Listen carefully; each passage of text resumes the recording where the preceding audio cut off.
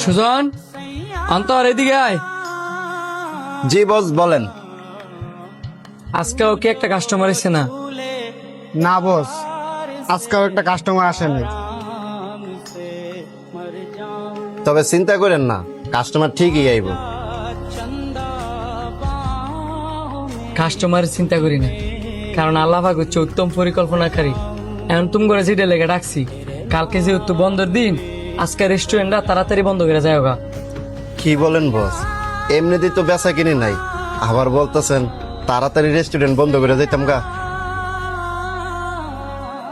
আপনার যদি মন চায় আপনি বাড়ির যায় বই তেন গা, আমরা কালকেও রেস্টুরেন্ট খোলা রাখবো, কারণ কাস্টমার কোন সময় আসে বলা যায় না। তোমরা যেটা ভালো মনে করো। আমি আর এই রেস্টুরেন্টে কাজ করতাম না রে। আমি নিজেও চিন্তা করছি এনতে যাবো গা। বস আইলই লই দুইজন এই বিষয়ে কথা কমনে।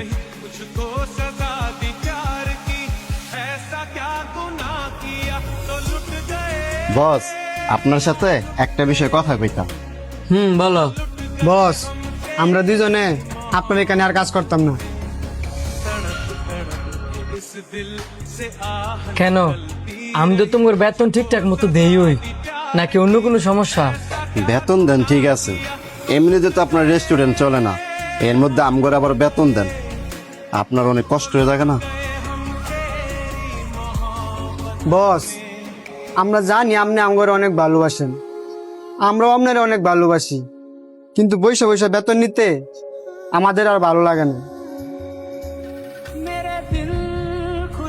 তোমরা আমার কর্মচারী না, আমার ভাই।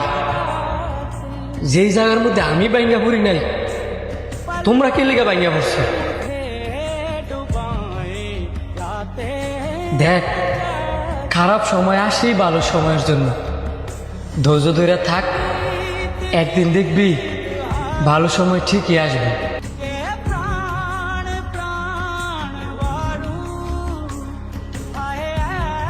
খারাপ সময় হচ্ছে একটা পরীক্ষা, আর আল্লাহ যারা বেশি ভালোবাসে তারই বারবার পরীক্ষা গেলাম। তোরা যা, আর ভুলো রেস্টুরেন্ট ছেড়ে যাওয়া কথা মুখ আনবি না, যা।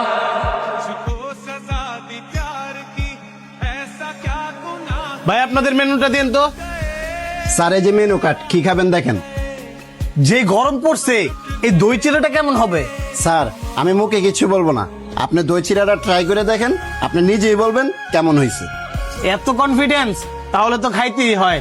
ঠিক আছে, আমার জন্য একটা নিয়ে আসেন। Okay sir. স্যার এই নেন দই চিড়া।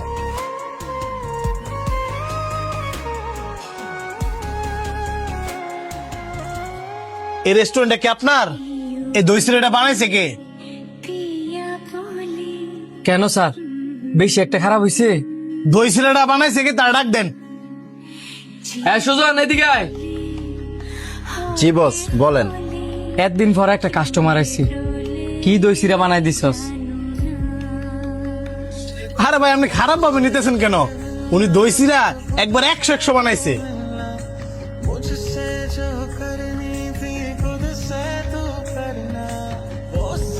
এখন আপনি আমারে 250 দই চিড়া দিয়ে হেল্প করতে হইব, কারণ সামনের শুক্রবারে আমার ছোট বোনের বিয়ে। ভাবতেছি দই না খাওয়াইয়া আমার ছোট বোনের বিয়েতে সবারই দই চিড়াটাই খাওয়াবো। কি দিতে পারবেন না?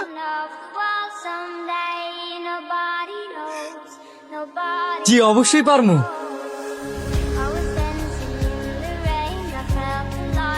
এই ধরেন এখানে 10,000 টাকা আছে, অ্যাডভান্স দিয়ে গেলাম, আর বাকি 5,000 টাকা যারে দিয়ে দই চিড়া পাঠাইবেন তার কাছে দিয়ে দিন।